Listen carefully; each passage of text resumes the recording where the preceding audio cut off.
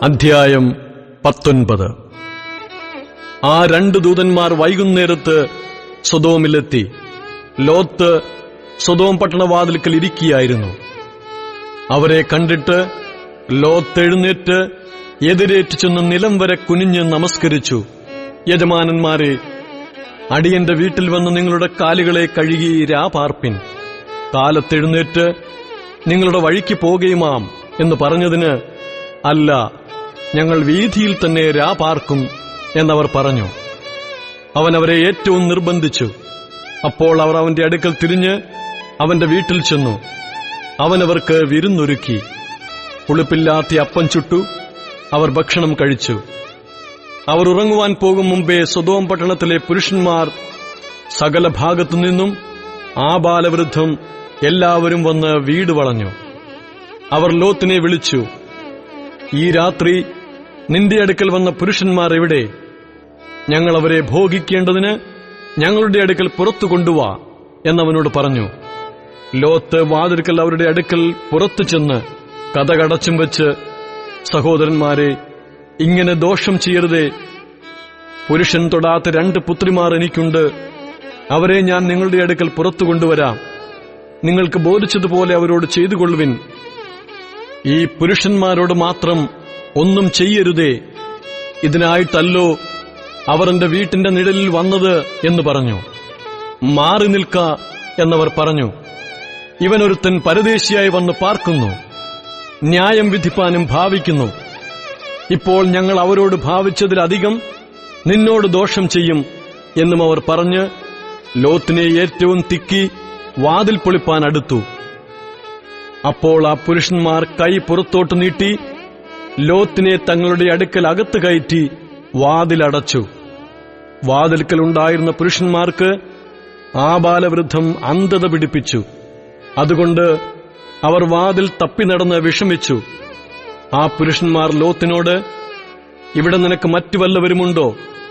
മരുമക്കളോ പുത്രന്മാരോ പുത്രിമാരോ? ഇങ്ങനെ പട്ടണത്തിൽ നിനക്കുള്ളവരെയൊക്കെയും ഈ സ്ഥലത്തുനിന്ന് കൊണ്ടുപോയിക്കൊള്ളുക. ഇവരെക്കുറിച്ചുള്ള ആവലാതി യഹോവയുടെ മുമ്പാകെ വലുതായി തീർന്നിരിക്കൊണ്ട് ഞങ്ങൾ ഈ സ്ഥലത്തെ നശിപ്പിക്കും. അതിനെ നശിപ്പിപ്പാൻ യഹോവ ഞങ്ങളെ അയച്ചിരിക്കുന്നു എന്ന് പറഞ്ഞു. അങ്ങനെ ലോത്ത് ചെന്ന് തന്റെ പുത്രിമാരെ വിവാഹം ചെയ്യുവാനുള്ള മരുമക്കളോട് സംസാരിച്ചു. നിങ്ങൾ എഴുന്നേറ്റ് ഈ സ്ഥലം വിട്ട് പുറപ്പെടുവിൻ. യഹോവ ഈ പട്ടണം നശിപ്പിക്കും എന്ന് പറഞ്ഞു. എന്നാൽ അവൻ കളി പറയുന്നു എന്നവന്റെ മരുമക്കൾക്ക് തോന്നി. ഉഷസ്സായപ്പോൾ ദൂതന്മാർ ലോത്തിനെ ബന്ധപ്പെടുത്തി, ഈ പട്ടണത്തിന്റെ അകൃത്യത്തിൽ നശിക്കാതിരിപ്പാൻ എഴുന്നേറ്റ് നിന്റെ ഭാര്യയെയും ഇവിടെ കാണുന്ന നിന്റെ 2 പുത്രിമാരെയും കൂട്ടിക്കൊണ്ടു പോയിക്കൊള്ളുക എന്ന് പറഞ്ഞു. അവൻ താമസിച്ചപ്പോൾ യഹോവ അവനോട് കരുണ ചെയ്യുകയാൽ ആ പുരുഷന്മാർ അവനെയും ഭാര്യയെയും 2 പുത്രിമാരെയും കൈക്ക് പിടിച്ച് പട്ടണത്തിന്റെ പുറത്തു കൊണ്ടുപോയി ആക്കി. അവരെ പുറത്തു കൊണ്ടുവന്ന ശേഷം അവൻ, ജീവരക്ഷയ്ക്കായി ഓടിപ്പോക, പുറകോട്ട് നോക്കരുത്, ഈ പ്രദേശത്തെങ്ങും നിൽക്കുകയുമരുത്, നിനക്ക് നാശം ഭവിക്കാതിരിപ്പാൻ പർവ്വതത്തിലേക്ക് ഓടിപ്പോക എന്ന് പറഞ്ഞു. ലോത്ത് അവരോട് പറഞ്ഞത്, അങ്ങനെയല്ല കർത്താവേ, നിനക്കടിയനോട് കൃപ തോന്നിയല്ലോ. എന്റെ ജീവനെ രക്ഷിപ്പാൻ എനിക്ക് വലിയ കൃപ നീ കാണിച്ചിരിക്കുന്നു. പർവ്വതത്തിൽ ഓടിയെത്തുവാൻ എനിക്ക് കഴിയുകയില്ല. പക്ഷേ എനിക്ക് ദോഷം തട്ടി മരണം ഭവിക്കും. ഇതാ, ഈ പട്ടണം സമീപമാകുന്നു, അവിടേക്ക് എനിക്ക് ഓടാം. അത് ചെറിയതുമാകുന്നു, ഞാൻ അവിടേക്ക് ഓടിപ്പോകട്ടെ. അത് ചെറിയതല്ലോ, എന്നാൽ എനിക്ക് ജീവരക്ഷയുണ്ടാകും. അവനവനോട്, ഇക്കാര്യത്തിലും ഞാൻ നിന്നെ കടാക്ഷിച്ചിരിക്കുന്നു. നീ പറഞ്ഞ പട്ടണം ഞാൻ മറിച്ചുകളയുകയില്ല. ബന്ധപ്പെട്ട് അവിടേക്ക് ഓടിപ്പോക. നീ അവിടെ എത്തുവോളം എനിക്കൊന്നും ചെയ്യുവാൻ കഴിയുകയില്ല എന്ന് പറഞ്ഞു. അതുകൊണ്ട് ആ പട്ടണത്തിന് സോവാർ എന്നു പേരായി. ലോത്ത് സോവാരിൽ കടന്നപ്പോൾ സൂര്യൻ ഉദിച്ചിരുന്നു. യഹോവ സൊദോമിന്റെയും ഗൊമോറായുടെയും മേൽ യഹോവയുടെ സന്നിധിയിൽ നിന്ന് ആകാശത്തുനിന്ന് തന്നെ ഗന്ധകവും തീയും വർഷിപ്പിച്ചു. ആ പട്ടണങ്ങൾക്കും പ്രദേശത്തിന് മുഴുവനും ആ പട്ടണങ്ങളിലെ സകല നിവാസികൾക്കും നിലത്തെ സസ്യങ്ങൾക്കും ഉന്മൂലനാശം വരുത്തി. ലോത്തിന്റെ ഭാര്യ അവന്റെ പിന്നിൽ നിന്ന് തിരിഞ്ഞു നോക്കി ഉപ്പുതൂണായി ഭവിച്ചു. അബ്രാഹാം രാവിലെ എഴുന്നേറ്റ് താൻ യഹോവയുടെ സന്നിധിയിൽ നിന്നിരുന്ന സ്ഥലത്ത് ചെന്നു. സൊദോമിനും ഗൊമോറായ്ക്കും ആ പ്രദേശത്തിലെ സകല ദിക്കിനും നേരെ നോക്കി. ദേശത്തിലെ പുക തീച്ചൂളയിലെ പുക പോലെ പൊങ്ങുന്നത് കണ്ടു. എന്നാൽ ആ പ്രദേശത്തിലെ പട്ടണങ്ങളെ നശിപ്പിക്കുമ്പോൾ ദൈവം അബ്രാഹാമിനെ ഓർത്തു. ലോത്ത് പാർത്ത പട്ടണങ്ങൾക്ക് ഉന്മൂലനാശം വരുത്തുകയിൽ ലോത്തിനെ ആ ഉന്മൂലനാശത്തിൽ നിന്ന് വിടുവിച്ചു. അനന്തരം ലോത്ത് സോവാർ വിട്ടുപോയി.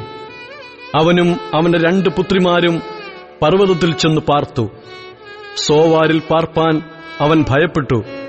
അവനും അവന്റെ 2 പുത്രിമാരും ഒരു ഗുഹയിൽ പാർത്തു. അങ്ങനെയിരിക്കുമ്പോൾ മൂത്തവൾ ഇളയവളോട്, നമ്മുടെ അപ്പൻ വൃദ്ധനായിരിക്കുന്നു. ഭൂമിയിലെല്ലായിടവുമുള്ള നടപ്പുപോലെ നമ്മുടെ അടുക്കൽ വരുവാൻ ഭൂമിയിൽ ഒരു പുരുഷനുമില്ല.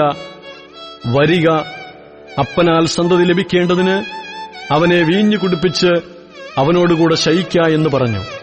അങ്ങനെ അന്നു രാത്രി അവർ അപ്പനെ വീഞ്ഞു കുടിപ്പിച്ചു. മൂത്തവൾ അകത്തു ചെന്ന് അപ്പനോടുകൂടെ ശയിച്ചു. അവൾ ശയിച്ചതും എഴുന്നേറ്റതും അവൻ അറിഞ്ഞില്ല. പിറ്റെന്നാൾ മൂത്തവൾ ഇളയവളോട്, ഇന്നലെ രാത്രി ഞാൻ അപ്പനോടുകൂടെ ശയിച്ചു. നാം അവനെ ഇന്ന് രാത്രിയും വീഞ്ഞു കുടിപ്പിക്ക. അപ്പനാൽ സന്തതി ലഭിക്കേണ്ടതിന് നീയും അകത്തു ചെന്ന് അവനോടുകൂടെ ശയിക്ക എന്ന് പറഞ്ഞു. അങ്ങനെ അന്നു രാത്രിയും അവർ അപ്പനെ വീഞ്ഞു കുടിപ്പിച്ച് ഇളയവൾ ചെന്ന് അവനോടുകൂടെ ശയിച്ചു. അവൾ ശയിച്ചതും എഴുന്നേറ്റതും അവൻ അറിഞ്ഞില്ല. ഇങ്ങനെ ലോത്തിന്റെ 2 പുത്രിമാരും അപ്പനാൽ ഗർഭം ധരിച്ചു. മൂത്തവൾ ഒരു മകനെ പ്രസവിച്ചു. അവന് മോവാബ് എന്ന് പേരിട്ടു. അവൻ ഇന്നുള്ള മോവാബ്യർക്ക് പിതാവ്. ഇളയവളും ഒരു മകനെ പ്രസവിച്ചു. അവന് ബെൻ അമ്മി എന്ന് പേരിട്ടു. അവൻ ഇന്നുള്ള അമ്മോന്യർക്ക് പിതാവ്.